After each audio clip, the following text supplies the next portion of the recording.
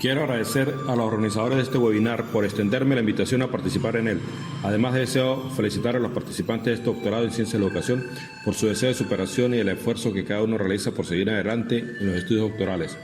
Mi tema de participación está centrado en presentar una visión crítica a la pedagogía y la didáctica reduccionista, visión que ha sido validada por el positivismo, cuyo fundamento es la ciencia y la explicación empírica, donde no hay innovación, el estudiante carece de sentido crítico, reflexivo y analítico. La relación docente-estudiante está mediada por los conocimientos constituidos en disciplinas escolares. Se reconoce el espíritu científico que tiene como fundamento una racionalidad técnica o instrumental que aún se mantiene vigente en la actualidad. Sobre estos aspectos disertaré en mi participación.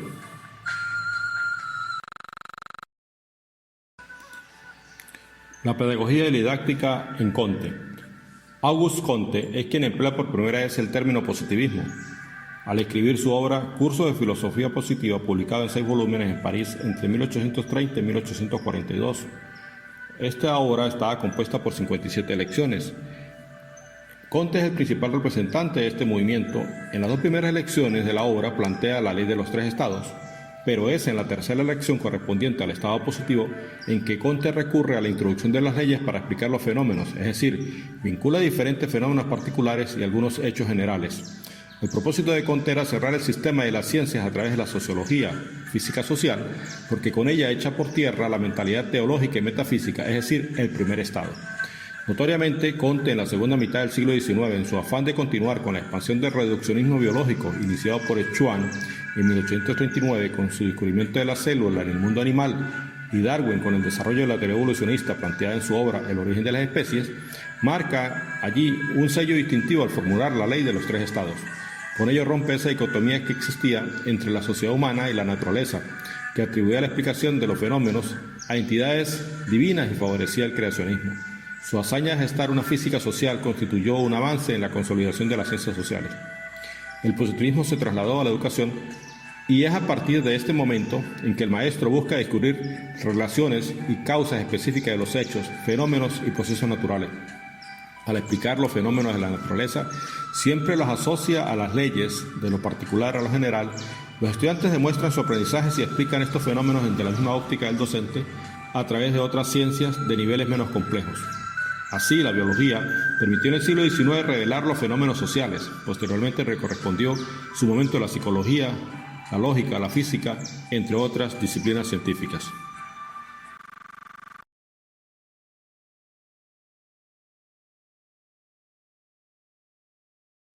La pedagogía y la didáctica en Spencer.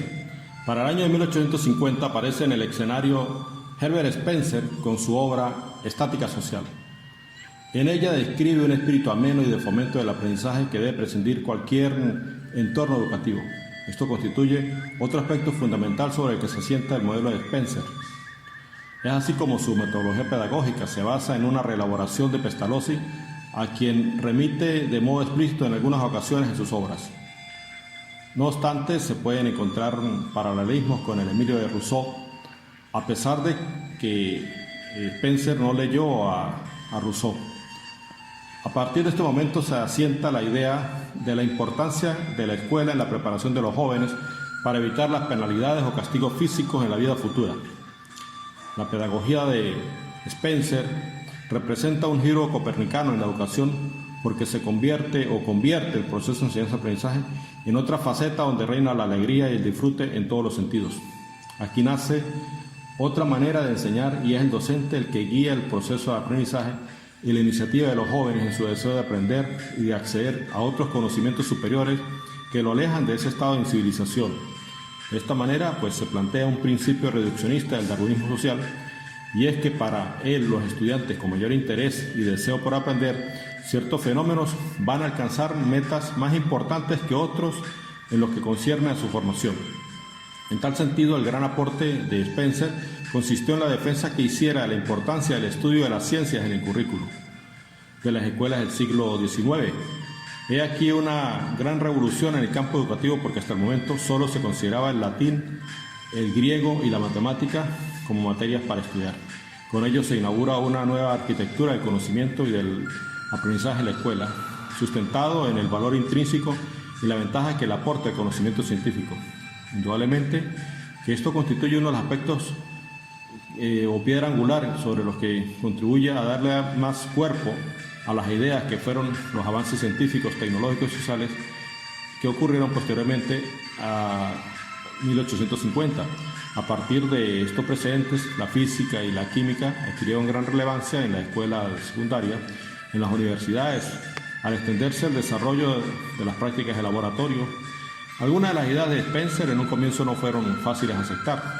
No obstante, cabe señalar que Spencer dio aportes al campo de la educación en Inglaterra, en Estados Unidos y posteriormente al resto del mundo, haciendo posible que se materializaran las propuestas metodológicas y educativas que habían expuesto Comenius, Montaigne, Locke, Milton, Rousseau y Pestalozzi.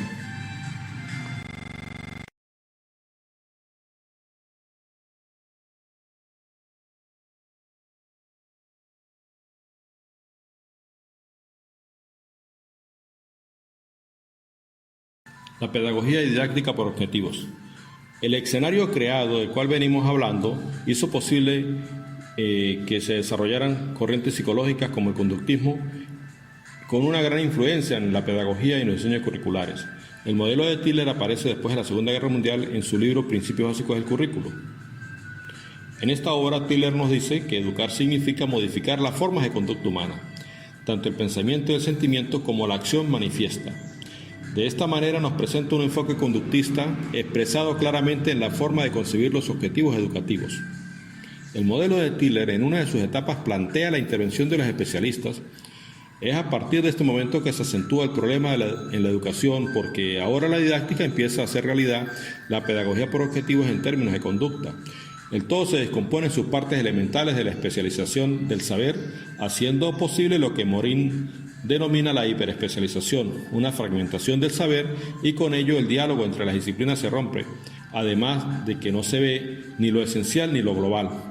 Un ejemplo de ello, las células se estudian de la citología, pero su composición química y procesos biológicos moleculares se abordan acudiendo a la citoquímica. Asisten también en su auxilio la biología celular, la bioquímica celular, la biología molecular. Todas estas son disciplinas que tienen un propósito, que es estudiar la morfología, la estructura, la composición, la fisiología, metabolismo, división celular, entre otros aspectos. Es una unidad biológica fragmentada en distintos aspectos. Los laboratorios de los centros de enseñanza, colegios, universidades se convierten en los sitios donde se desarrolla la ciencia escolar, una ciencia que es comprobatoria de leyes apoyada en experimentos.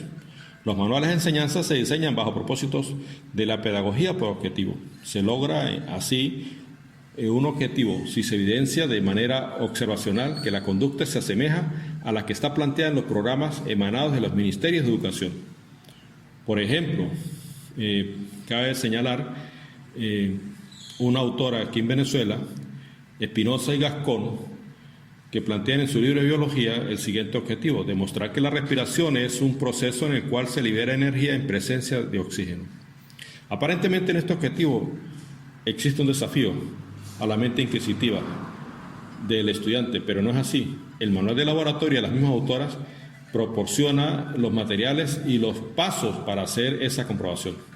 Todo el proceso de enseñanza gira en torno a un conductismo y un reduccionismo, donde la didáctica se diluye en las aguas de la psicología del aprendizaje o en los mares del currículo.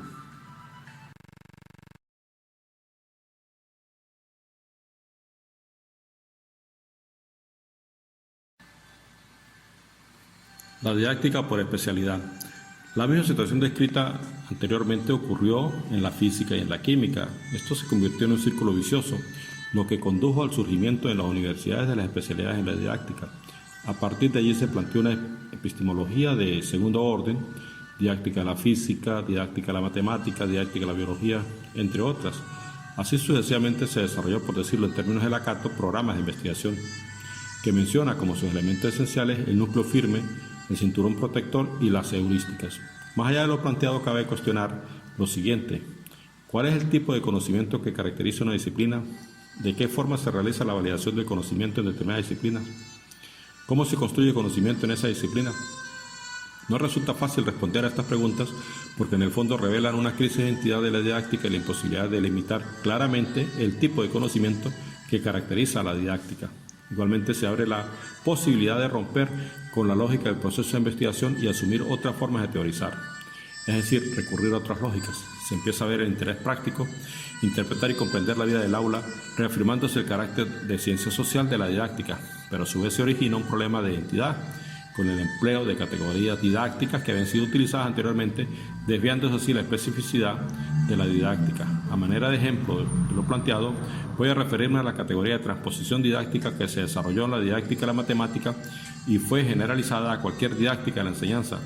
Con ello se dio impulso a una vigilancia epistemológica por parte de los especialistas, por ser ellos los que dominaban el objeto, pero aún algo mucho más delicado ocurrió, porque se excluyó el conocimiento científico en las escuelas y en las universidades y se redujo a una categoría de conocimiento escolar. Por si fuera poco, en las escuelas y en las universidades se excluye otro tipo de saber que también era legítimo socialmente y se da prioridad al saber científico. Este sistema se cierra más porque se excluye otro mediador que no fuese el currículo escolar y el docente. Sin embargo, se da prioridad a los libros textos operando como mediadores para el desarrollo de programas, porque el reduccionismo está centrado exclusivamente en el contenido académico, el saber científico, escolar y curricular.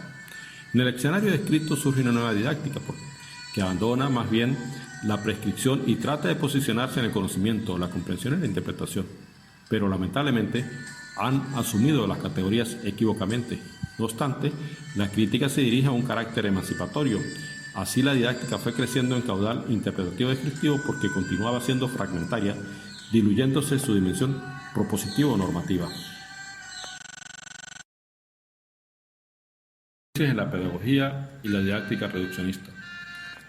Hoy en la didáctica y en la pedagogía nos encontramos en una crisis que requiere una reelaboración desde nuevos paradigmas que se alejen de ese pensamiento simplificador o del reduccionismo que ha sido el gran modelo epistémico de Occidente. Debemos tener claro, además, en esta nueva cosmovisión, que se reclama una reconfiguración de la didáctica donde no se obvie lo más complejo y lo holístico de la realidad.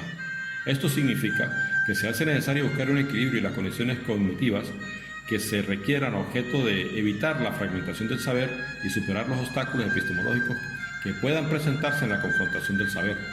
En esta perspectiva, es necesario trascender de la didáctica tradicional y recurrir a métodos que lleven al estudiante y al docente a comprender la complejidad, a dejar la visión disciplinar e interdisciplinar de los contenidos y de los fenómenos que se abordan en los encuentros educativos, a incorporar otras formas de desarrollar la investigación con los estudiantes, más allá de las visiones tradicionales, hacia una visión transparadigmática de ese metasistema, hombre, conocimiento, ciencia, universo, porque el paradigma reduccionista ha trazado fronteras que se hace necesario disolver en el abordaje de los referentes temáticos a través de la didáctica, cosa nada fácil. Esto sugiere la necesidad de una transmetodología transdialógica, por lo cual el docente tiene que conducirse de una transdidáctica porque el determinismo didáctico ha llegado a su fin y el saber didáctico requiere unos nuevos criterios de acción. Lo anteriormente planteado significa que los modelos pedagógicos tradicionales han sido instrumentalizados y es vital o necesario romperlos. Se ha llegado incluso al extremo de pensar que el mapa es el territorio y se pretende recorrerlo tomando como referencia la carta o modelo pedagógico, reconociendo las coordenadas que él le señala. En consecuencia, el maestro debe dejar de transitar el territorio del conocimiento más allá del modelo pedagógico para explorar y conocer algo nuevo con sus estudiantes y no lo que el modelo le permita. Esto significa tener una visión más completa, holística e integradora de la vida, donde haya miles de significados que están conjugados y que tienen infinidad de interpretaciones, y cada descubrimiento que ocurra en el territorio del conocimiento representa un solo esfuerzo por conocer, así como una invitación a continuar la tarea de reconocer y de recorrer los referentes temáticos con los estudiantes. Esa es la perspectiva que hay que plantear hoy día en cuanto a la didáctica. A modo de conclusiones, debo decir que la herencia de todo lo planteado es que la didáctica positivista tuvo como base al experimentalismo y la metodología, pero tenía que responder al espíritu científico según un orden de prioridades. Lo primero, el programa educativo; lo segundo, el procedimiento, asimismo, lo primero, la ciencia, y lo segundo, la manera o el arte de transmitirla. De allí que la didáctica reduccionista se basó en el doble reduccionismo. Por un lado, limitó la metodología de la enseñanza a la psicología educativa y a la teoría del aprendizaje. Lo asombroso es que todo lo percibimos todavía en la actualidad en algunos espacios académicos. Por otra parte, la didáctica circunscribió la psicología a la biología y solía fundamentarse en una teoría conservadora sobre bases científicas experimentales